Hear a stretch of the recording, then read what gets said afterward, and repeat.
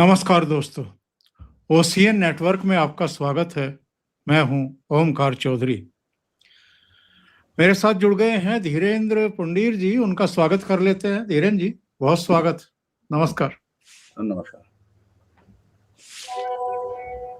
धीरेन्द्र जी, ये माना जाता था कि दक्षिण का द्वार जो है वो भारतीय जनता पार्टी के लिए बहुत देर से खुला, वो भी कर्नाटक में। केरल और तमिलनाडु में तो वो पता नहीं कब से प्रयास करती रही, लेकिन वहां उसको कभी कामयाबी नहीं मिली। लेकिन पिछले लोकसभा चुनाव और उससे पहले कुछ प्रयास हुए, संघर्ष होता हुआ दिखाई दिया जमीन पर। तमिलनाडु में भी एक पूर्व आईपीएस, बहुत ही चर्चित, वो सड़कों पर चुनौती देते हुए दिखाई दिए। द्रविडियन जो वहाँ की पॉलिटिकल जमात थी, खास तौर से डीएमके, और भारतीय जनता पार्टी वहां दिखाई देना शुरू हुई। और आज की जो खबर है, इस पर तो खुद प्रधानमंत्री नरेंद्र मोदी के अब तक कई ट्वीट आ चुके हैं। दर्शकों को भी जानकारी होगी, मैं बता दूं, केरल में जो प्रशासनिक राजधानी केरल की है तिरुअनंतपुरम, जहां से 4 बार कांग्रेस पार्टी जीती है, शशि थरूर जीते हैं, उसके नगर निगम में भारतीय जनता पार्टी ने जीत दर्ज की है और शानदार जीत दर्ज की है। ये ना केवल कांग्रेस बल्कि वामपंथियों के लिए, उस वो मोर्चा के लिए भी जो सत्तारूढ़ है, उसके लिए भी एक बड़ा झटका माना जा रहा है। और धीरेन्द्र पुंडीर जी से समझने की कोशिश करेंगे कि ये कितनी महत्वपूर्ण जीत है। और आने वाले जो चुनाव हैं, क्योंकि अप्रैल मई में जिन 5 राज्यों में चुनाव होने जा रहे हैं, उनमें केरल भी शामिल है। तो केरल की तिरुअनंतपुरम नगर निगम में भारतीय जनता पार्टी को बहुमत मिलना, एनडीए को बहुमत मिलना, ये कितनी बड़ी घटना है।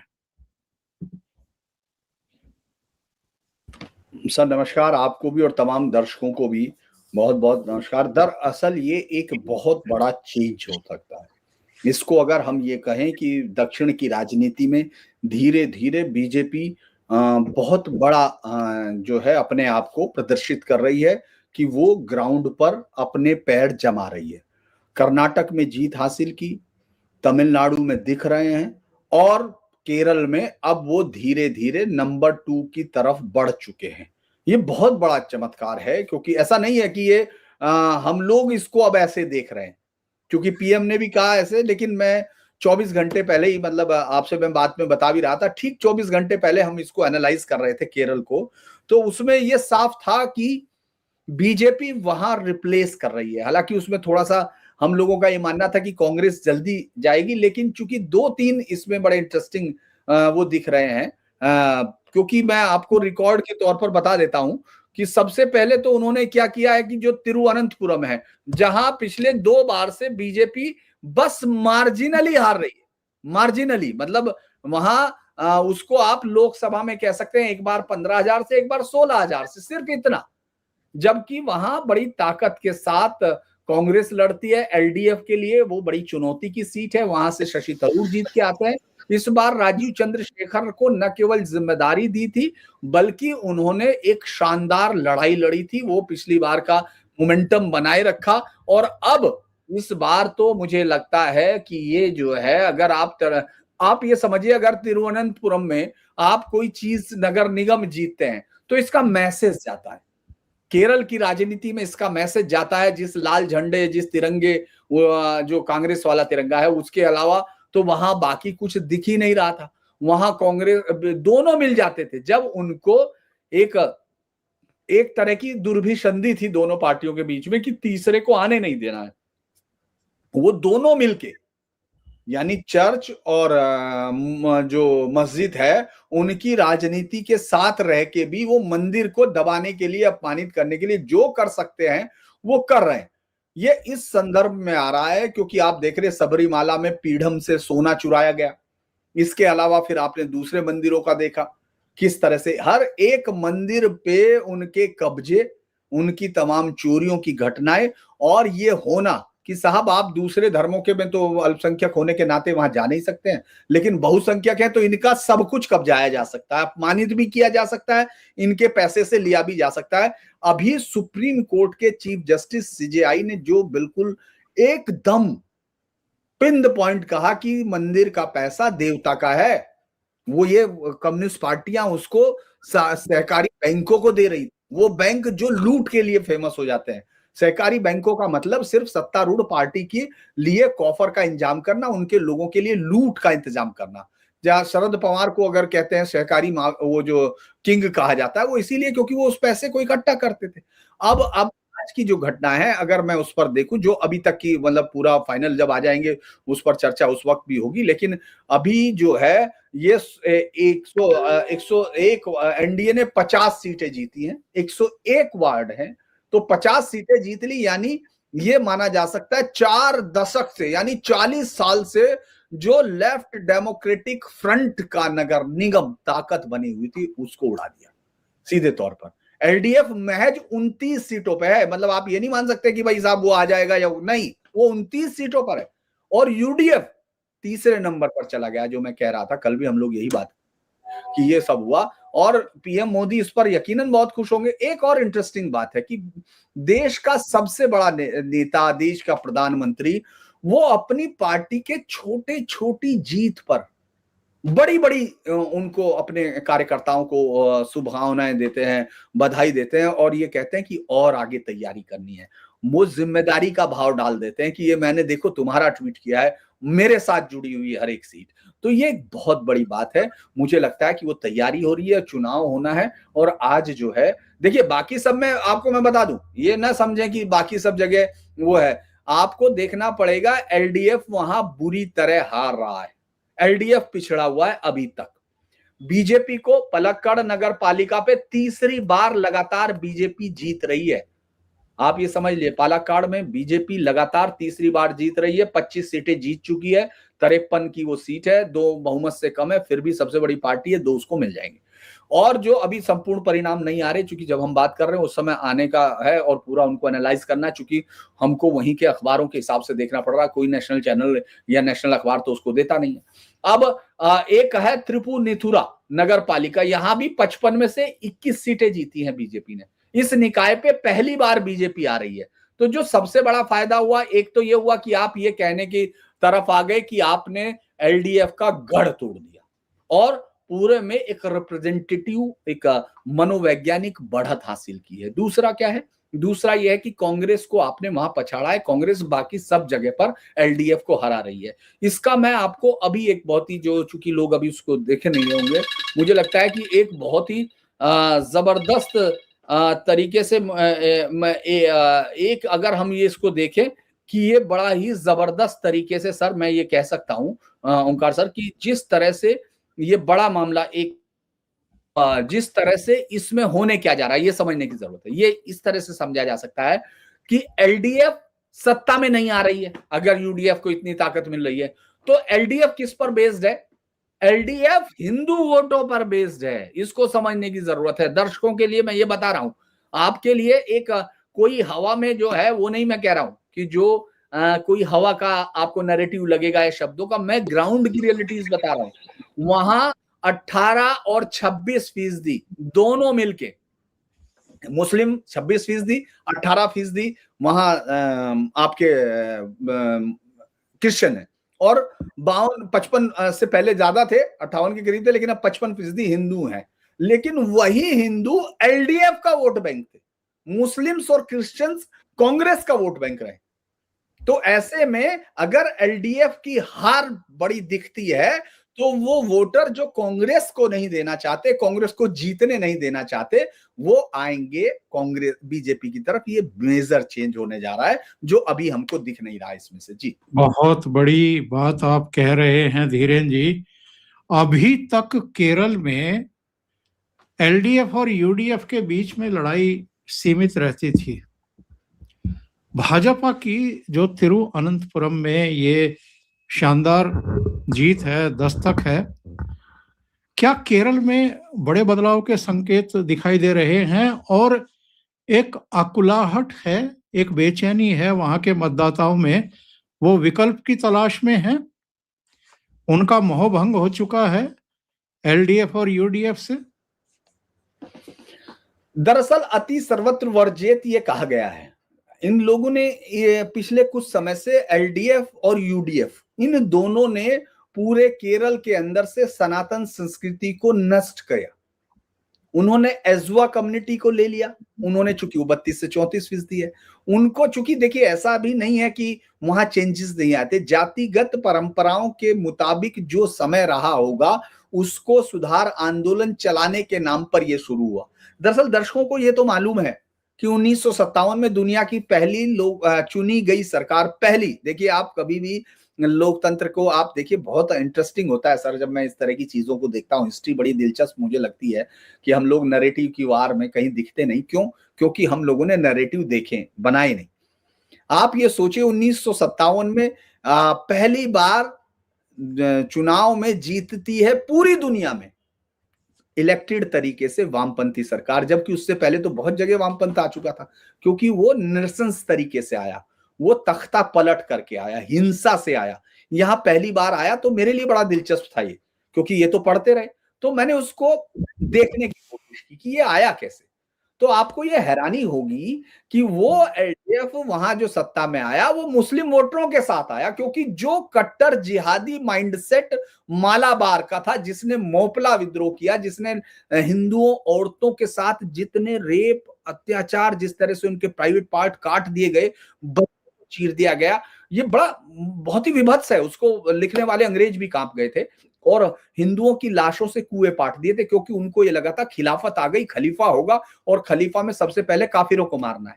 वो लाखों हजारों लोगों का उसी समय धर्मांतरण हुआ। ये मेरा नहीं, अंग्रेजों की रिपोर्ट है, सावरकर गए, आर्य समाज ने रिपोर्ट बनाई और इतिहास में दर्ज है। उस शख्स को, अली मुसलियार को, इन लोगों ने स्वतंत्रता सेनानी बता दिया। इस देश में लिखा जाता है कि वो किसान विद्रोह हुआ। तो धीरे धीरे आया। ये बात उनको नहीं समझ में आई, क्योंकि जातीय दम इतना, जातीय दरारें इतनी बढ़ा दी थी उन लोगों ने कि सनातन से बड़ी जातीय दरार दिख रही थी।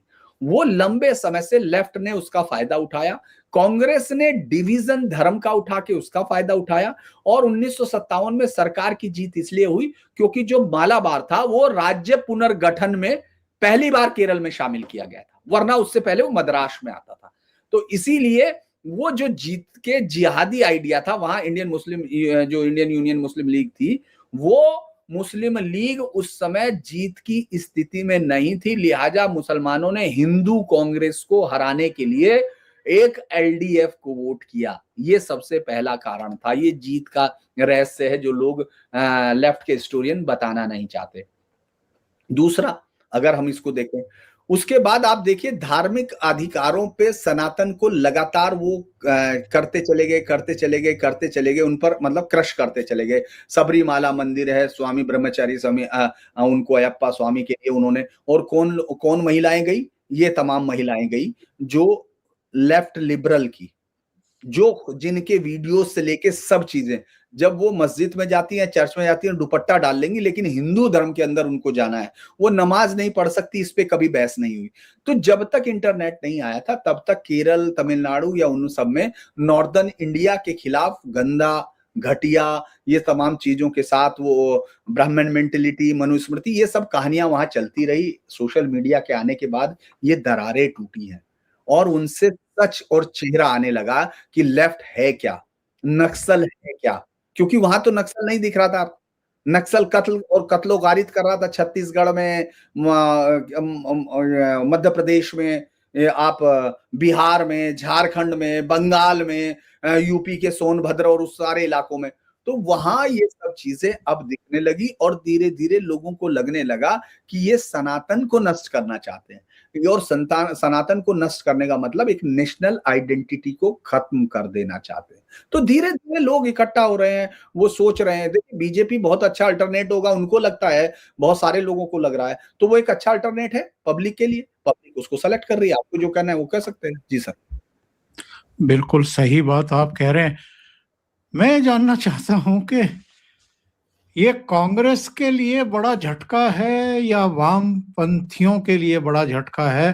कांग्रेस के लिए इसलिए क्योंकि 4 बार से शशि थरूर कंसिस्टेंटली जीत रहे थे वहां से, और जिस तरह का माहौल है उसमें थोड़ी बहुत हिचक अगर शशि थरूर के भीतर अभी तक रही होगी तो मेरे विचार से तिरुवनंतपुरम में नगर निगम में भारतीय जनता पार्टी के मुकम्मल कब्जे के बाद वो हिचक अब खत्म हो रही होगी, शशि थरूर की उनको फैसला लेने में आसानी होगी, या ये ओवरऑल कांग्रेस के लिए और एलडीएफ लेफ्ट फ्रंट के लिए, दोनों के लिए बड़ा झटका है?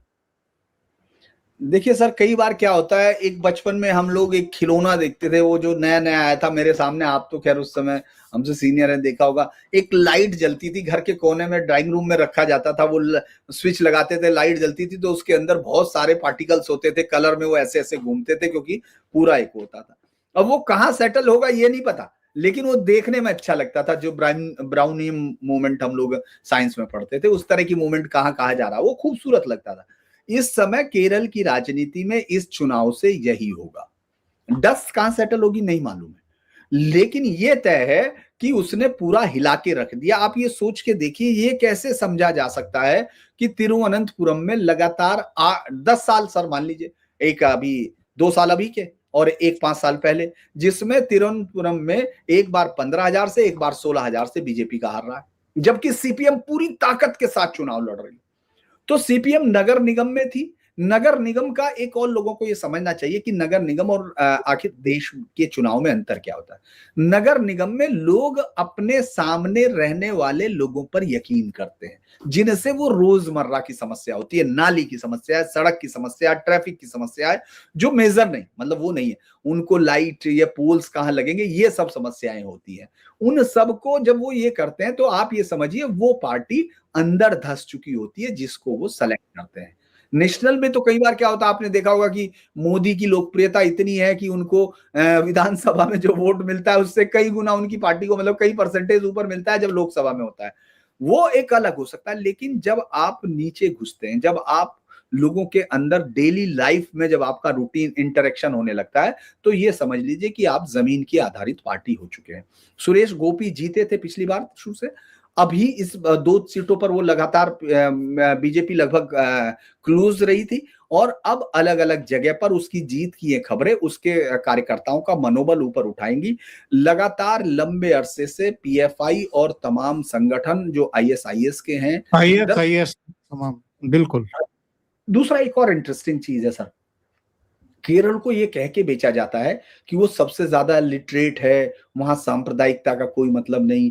दरअसल ये नैरेटिव है जो लेफ्ट का है, जो साउथ, जो जेएनयू में बैठे हुए वामपंथी हैं, जो इस देश के एजुकेशन सिस्टम पर कब्जा किए हुए बैठे हुए लेफ्ट के लोग हैं, वो जो जर्नलिस्ट, जो मीडिया के लोग हैं, जो इनके टुकड़ों पर पलते हैं, खासतौर से लेफ्ट ओरिएंटेड उनको इसी सिस्टम, वो ये कभी नहीं बताते कि ये सबसे पढ़ा लिखा है, और यहाँ पीएफआई से लेके तमाम संगठन मौजूद है। हिंदू मुन्नानी संगठन के लोगों की शुरू से हत्याएं हो रही हैं। वहां संसद में इस बार राज्यसभा में भेजा गया जो वहां से केरल से कैंडिडेट बीजेपी के, देखिए जिनके पैर उड़ा दिए बमों से। तो आपने बड़ी एक बहुत बड़ी नैरेटिव वार हारी हुई थी, वरना तो वो लेफ्ट भी वही है जो नक्सल है। ये सिर्फ कहने की बात है, क्योंकि अभी जो आपने देखा होगा जिसमें अब जमानत मिल ली, जी साई रेड्डी बाबा और ये तमाम सुधा और ये तमाम लोग थे, जिसको अभी कोरेगांव वाला आपको याद होगा। आप ये देखिए, ये आपके इर्द गिर्द हैं, ये आपके साथ हैं, यूनिवर्सिटीज में पढ़ा रहे हैं, ये प्रोफेसर हैं, और ये हत्या के लिए उकसा रहे हैं। आपको मालूम है कि वो जो वहां नलिनी सुंदर, वो जो वहां उसने छत्तीसगढ़ में उसकी हत्या करा दी एक टीचर की, अब उसकी वाइफ ने उनके लिए केस दर्ज कराया, कोई बोलने वाला नहीं हुआ, क्योंकि वो उन्होंने कहा कि ये हमारे गांव में आ रहे हैं, ये जो दिल्ली यूनिवर्सिटी डीयू के और इसके प्रोफेसर हैं, ये हमारे यहाँ के लोगों को आके उकसा रहे हैं कि आप वो बनिए, नक्सल बनिए, आप ये बनिए। कुछ दिन बाद उसका कत्ल हो गया। तो ये वापस कराए गए केस हैं, ये धीरे धीरे लोगों के सामने आ रहे, तो लोग ये समझ रहे हैं कि भाई देश में राजनीति तो अच्छी बात है, विचारधाराएं अलग होना अच्छी बात है, लेकिन देश में राजनीति कर रहे हो आप। अगर आप ये सोचिए, धुरंधर जैसी फिल्में आपको यहां, उनके लिए आप पागल हो गए हो, आपको समझ में नहीं आ रहा। आप पठान पे क्या कर सकते थे? आप पठान को, आप सोचिए कि इस देश में हर, पाकिस्तान भी अच्छा होगा, पाकिस्तान में भी अच्छे लोग होंगे, एक दो लोग मिलेंगे। अरे भाई, आपकी आंखों में तेजाब डाला हुआ है गंगा जमनी का, आप समझ नहीं रहे हो। पाकिस्तान की बुनियाद ये है कि उसको हिंदुस्तान नष्ट करना है। उनकी बाइटें आपको सड़क पे दिखेंगी, उनको देखिए। ये जो झूठ मक्कारी आपके जहन में डाल दी जाती है कि नहीं साहब ये तो बहुत अच्छे लोग हैं, जैसे लगान फिल्म बनाई। मैं फिल्मों पे बहुत कम बातें करता हूं सर, आप तो खैर फिल्मों को बहुत अच्छे से देखते हैं, लेकिन मैं लगान को, चूंकि ये पीटर जॉर्डान की एक फिल्म होती थी two half in a hell, जहां मुझे याद है, वो फिल्म ये बताती है कि कैसे आपको, वो पूरी फिल्म बताती है कि कैसे एक पूरी सोसाइटी नाजी किस तरह से नफरत के काबिल थे। वो सोसाइटी ये बताती है, लगान आपकी ये समझाती है कि एक दो अंग्रेजों को छोड़ दो तो आपके बहुत अच्छे दोस्त हैं। बिल्कुल सही कह रहे हैं। ये जो नैरेटिव बनाने की कोशिश की थी इन्होंने, खास तौर से बिहार चुनाव के समय से, कि साहब एसआईआर हो रहा है तो किस लिए हो रहा है, या मतदाता सूचियों के साथ छेड़छाड़ की जा रही है, या मैच फिक्सिंग हो रही है। यहाँ कौन सा एसआईआर हुआ था? यहाँ कौन सी मतदाता सूची से छेड़छाड़ बीजेपी ने की होगी? क्योंकि वहां तो वाम मोर्चा की सरकार है, विजयन मुख्यमंत्री हैं। देखिए, अब जो है, वैसे तो एसआईआर इसके लिए तो रोका ही गया था, आपको मालूम है, इसको रुकवाने के नाम पर वो आए थे, तमाम चीजें आई थी। दरअसल हो क्या रहा है कि वो लोग अब, अगर बीजेपी ये कहती है कि इस रास्ते से जाना है, तो उनको उसमें भी षड्यंत्र दिखता है कि यहाँ जरूर कुछ किया गया होगा। अगर बीजेपी ये कह देगी कि हम लोग कल से जो है राष्ट्रगान को सुबह 7 बजे गाएंगे, तो आप ये देखिएगा वो राष्ट्रगान को उसके अपमान पर उतारू हो जाएंगे, वो लोग रोने पे उतर आएंगे। जिस बंगाली भाषा, जिस बंगला, उसके नाम पर ममता बनर्जी पूरी राजनीति करती है, नफरत देती है, वो उसी वंदे मातरम के उनके सांसद क्लियर नहीं कह पाते कि इसको जोड़ लीजिए। वहां बांग्ला अस्मिता नहीं आती है। वो वहां जो पहले, मतलब राष्ट्रगान बनाने के लिए एक ऐसा गीत होना जरूरी है जिसके, अच्छा दुनिया में एक बात बताइए, मतलब ये तो बच्चों जैसी बातें हैं जिन पर ये देश अभी जल रहा है। कोई, मतलब जो नर्सरी का बच्चा होगा, अगर आप पूछोगे तो वंदे मातरम गीत से साथ हजारों लोगों ने फांसी के फंदे चूमे। वंदे मातरम का गीत गाते हुए हजारों लोगों ने तोपों के दहाने के सामने अपने सीने अड़ा दिए हैं। वंदे मातरम गाते हुए लोगों ने अपने लिए गोलियां खाई हैं, वो बैठे रहे, वंदे मातरम गाते रहे। जन गण मन का मैंने कभी सुना नहीं, मैं आपको ईमानदारी से कहूं, मुझे कोई वो नहीं है, मैं राष्ट्रगान का पूरा सम्मान करता हूं, मैं खड़ा होता हूं, मेरे बच्चे भी खड़े होते हैं, हम लोग सब, जब भी, चाहे वो टीवी पे आ रहा हो चाहे कहीं आ रहा हो, सबको मालूम है जब उसकी आवाज आती है तो आपको खड़े होना है। बिल्कुल। लेकिन क्या आप एक इंसिडेंस बता सकते हैं जब राष्ट्रगान, वहाँ वहाँ के कुछ विजुअल,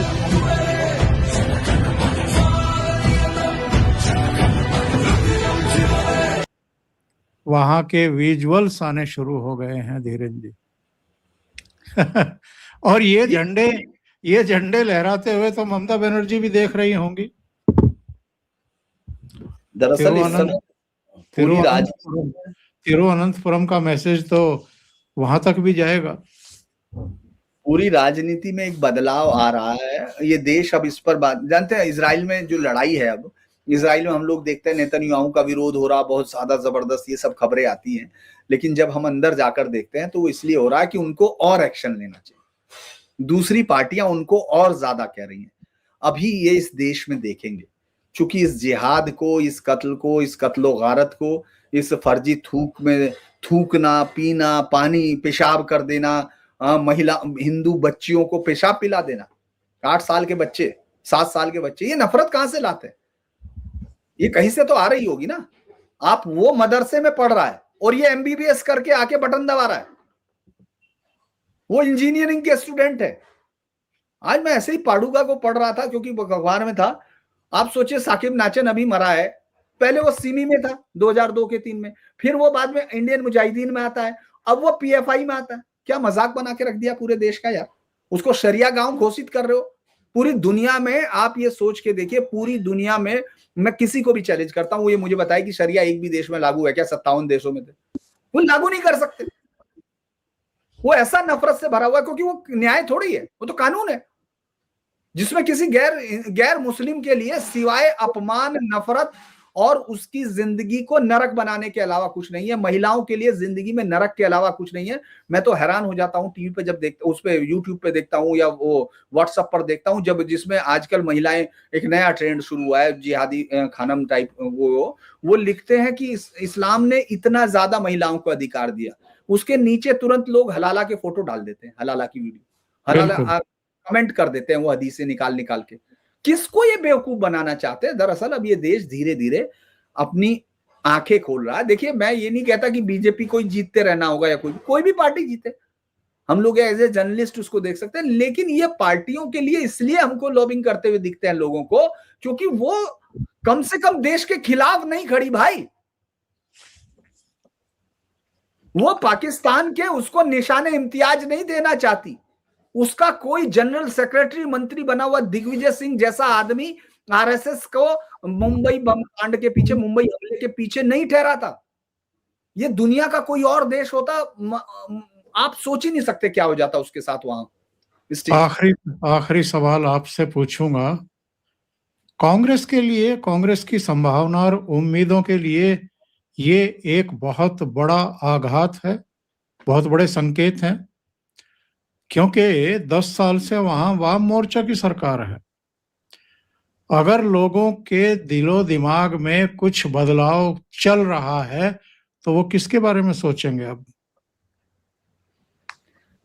देखिए, मैं ये मान रहा हूं कि कांग्रेस और वो एक बड़ा चेंजेस तो दिख रहा है। अब वो कांग्रेस को चूंकि यूडीएफ के मुकाबले ज्यादा सीटें बाहर कहीं जगह पर दिख रही हैं, तो ये भी हो सकता है कि कांग्रेस को यूडीएफ का रिप्लेसमेंट, एलडीएफ का रिप्लेसमेंट वहां की जनता मान रही हो, चूंकि बीजेपी अभी इतनी ताकत में नहीं है।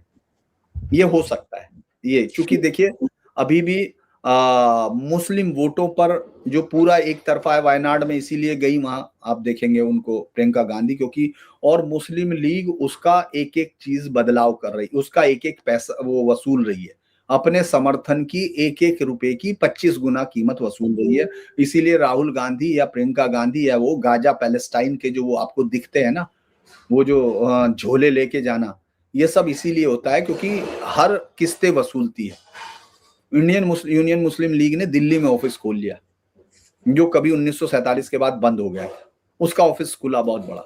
अभी मैं आपको आज ही बताता हूँ, वहां आप किसी दिन प्रियंका गांधी को, राहुल गांधी को टहलते हुए भी देख सकते हैं, क्योंकि जिस तरह की स्थिति ये कांग्रेस अपने आप को लीग में तब्दील कर रही है। कांग्रेस वो मध्यम मार्गी पार्टी नहीं हो रही है जिसमें तमाम लोग हो सकते थे, एक ऐसा ऑप्शन हो सकता था। क्योंकि अब वहां कांग्रेस के साथ जीत का रास्ता कैसे होगा अभी कुछ भी कह पाना, आज के रिजल्ट से मुझे लगता है कि सब उलट रहा होगा, लेकिन बीजेपी वहां सीटें जीत रही है, इसमें कोई शक नहीं। बहुत बहुत धन्यवाद धीरेन जी जुड़ने के लिए और बहुत महत्वपूर्ण मुद्दे पर चर्चा करने के लिए। दर्शकों से निवेदन है, अगर आपको ये चर्चा अच्छी लगी है तो लाइक बटन दबा दें, इस वीडियो को शेयर करें, साझा करें, फॉरवर्ड करें अपने मित्रों और ग्रुप्स में। अभी तक ये चैनल आपने सब्सक्राइब नहीं किया है तो सब्सक्राइब जरूर कर लें, साथ में लगे बेल आइकॉन को दबा दें। बेल आइकॉन में भी ऑल वाला बटन दबाएं, क्योंकि बहुत सारे मित्रों की ये शिकायत रहती है कि हमें नोटिफिकेशन नहीं मिलते हैं। ऑल वाला बटन दबाएंगे तो उसकी गुंजाइश 98-99% बढ़ जाती है। धीरेन्द्र जी का चैनल है धीरेन्द्र पुंडीर न्यूज पॉइंट, उसे सब्सक्राइब जरूर करें और सहयोग भी करें। बहुत बहुत धन्यवाद। अच्छा, नमस्कार।